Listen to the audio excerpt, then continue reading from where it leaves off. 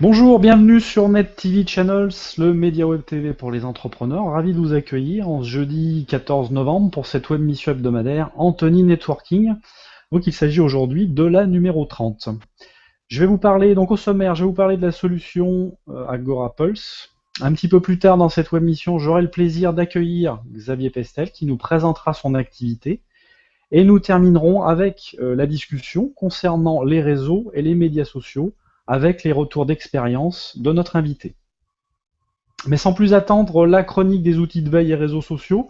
Donc ce que je vous disais tout à l'heure, je vais parler d'Agora Pulse. Donc il s'agit d'un outil en mode SaaS, donc qui est conçu pour la gestion des pages Facebook. La solution comprend des applications qui sont très puissantes, donc des modules afin d'animer, de recruter, mesurer la qualité des contenus présents sur les sites de fans. Sur AgoraPulse, vous disposez d'un tableau avec des données qui vous indiquent un petit aperçu de vos statistiques. Donc les informations principales, donc le nombre de fans, la portée de vos posts, le pourcentage de fans qualifiés, les statistiques sur l'interaction de votre audience avec votre page. Ce qui est intéressant et la plus-value est là, c'est cette fonction, le sentiment, donc qui permet de connaître la positivité ou la négativité des réactions de vos fans. Également, l'outil, ce qui est intéressant, c'est qu'il peut vous recommander les meilleurs horaires de publication en fonction de l'engagement de vos fans. Donc c'est vrai qu'on va plus loin que dans le traditionnel Facebook Insight, donc l'outil statistique des pages Facebook. On peut réellement se constituer une base avec différentes données, base qui peut être téléchargée et synchronisée dans un logiciel d'emailing, par exemple, ou encore même un CRM.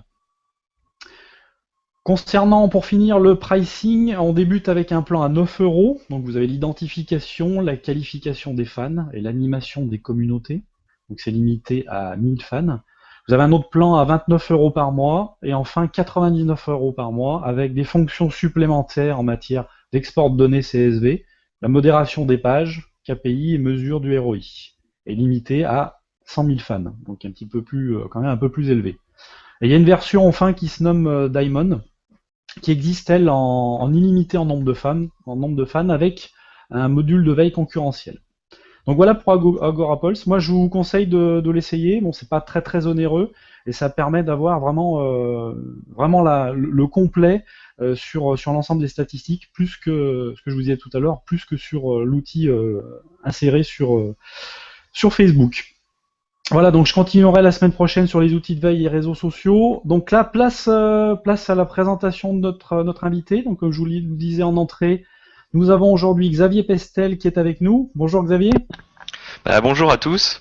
Écoute, merci de me recevoir sur NetTV Channel. Je vous suis attentivement assez régulièrement. J'essaye de suivre toutes les émissions, mais c'est pas évident non plus. Mais comme j'ai un confrère YouTube ou YouTuber, je suis attentivement, quoi.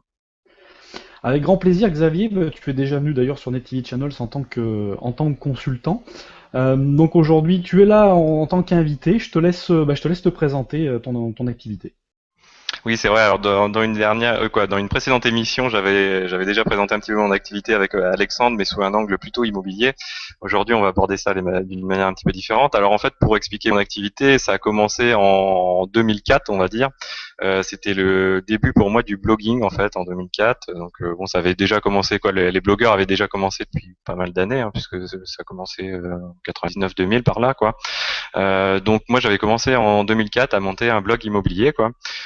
Parce qu'en fait pour moi ça rassemblait ce que j'aime, c'est-à-dire d'un côté c'était l'informatique et de l'autre côté l'immobilier, l'économie, à l'époque je boursicotais aussi, donc c'était un moyen pour moi de m'exprimer sur ce que j'aimais avec un angle, un point de vue et que j'ai souhaité garder avec au fur et à mesure du temps, c'est-à-dire un point de vue des particuliers, du particulier en tout cas. Donc c'est un petit peu spécifique, il n'y a pas beaucoup de blogs qui ont ce point de vue-là et j'essaye en tout cas de le garder, quoi. Donc c'était un blog à l'époque en 2004, c'était un blog qui était non pas hébergé chez moi, mais hébergé sur capital.fr, en fait, qui permet de faire des blogs, quoi. Et j'ai vu que ça marchait pas mal, donc j'ai continué jusqu'en 2008, quoi, en fait. Et puis en 2008, bon bah j'ai arrêté un petit peu. J'avais pas mal de visiteurs. J'étais monté à 2000 visiteurs par mois pour l'époque, ce qui était pas trop mal. Par jour, pardon, ce qui était pas trop mal à l'époque, quoi. Puis j'avais arrêté un petit peu, quoi. Et puis j'ai eu des potes qui m'ont dit, bah écoute, ça serait bien que tu reprennes, mais que tu reprennes en montant ton propre blog à toi, auto-hébergé, etc. Alors bon, j'étais un peu frileux à partir là-dessus. Et puis on m'a expliqué comment créer un blog et tout. Ce qui fait que je me suis lancé dans le blogging pur et dur du coup, et l'aspect informatique est rentré vraiment dans le vif du sujet. Ça m'a permis de lancer mon blog Priximo, quoi, en fait, en septembre 2009. Et puis depuis, bah voilà, ça fait maintenant 4 ans, quoi. Donc ça marche, ça évolue au fur et à mesure des coups de vent qu'on peut prendre à droite, à gauche de temps en temps, en fonction des évolutions du web, etc. Donc on tente de s'adapter à tout ça. Et puis donc depuis le début de l'année, en fait, je suis auto-entrepreneur puisque bon, bien sûr, le blog génère aussi des revenus.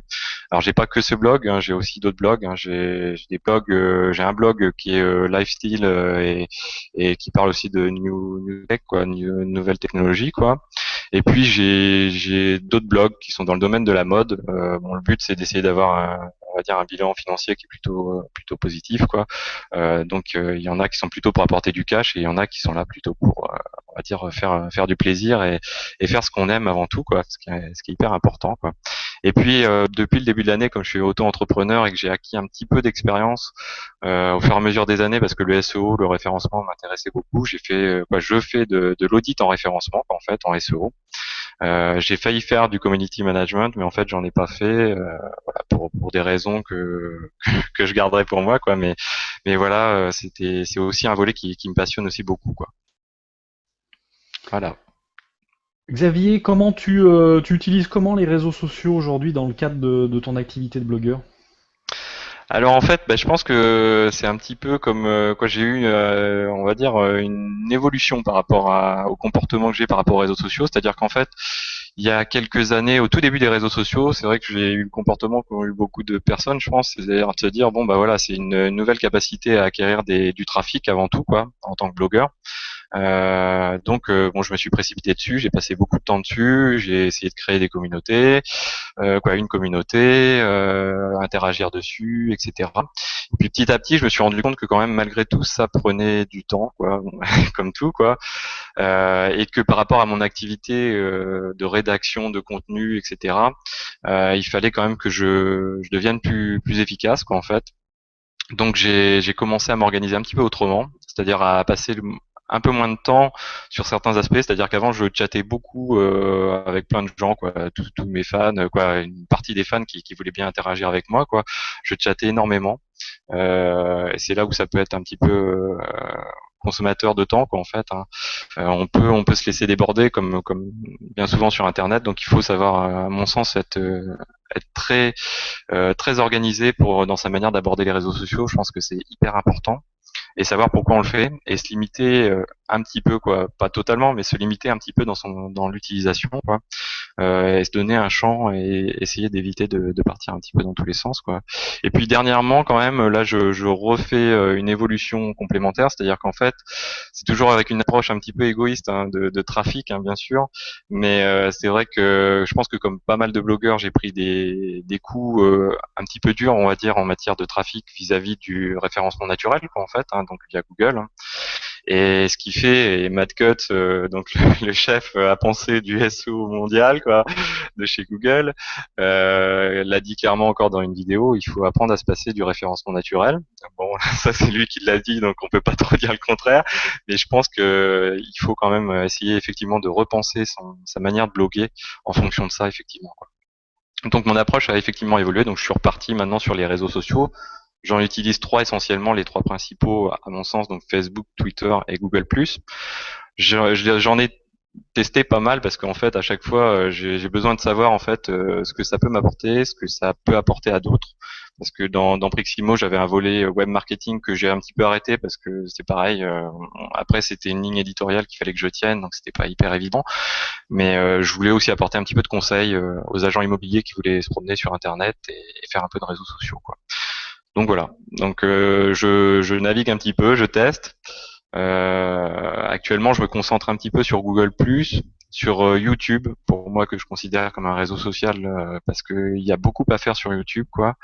Et YouTube permet encore à l'heure actuelle pour les personnes qui veulent faire du contenu et qui peuvent en faire du contenu, d'avoir encore une bonne place de visibilité, y compris dans les SERP de Google.